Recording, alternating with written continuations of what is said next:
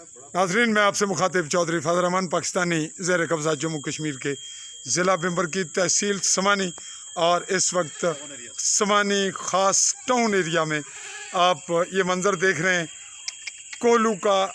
इसमें जैसा कि एक राउंड है, एक घेरा है और ये मौजूद हैं इसके ऑनर मालक।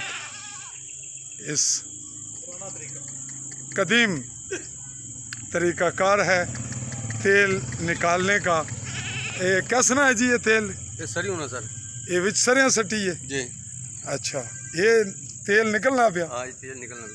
ये कितनी सरिया सटी है, कितना तेल निकलेगा? ये 5 किलो सटी है, किलो 1.5 किलो 5 किलो सटी है, 1.5 किलो तेल निकल आवेगा। हाँ। ठीक है, बहुत अच्छे जी। पुराना ट्रिक है जी।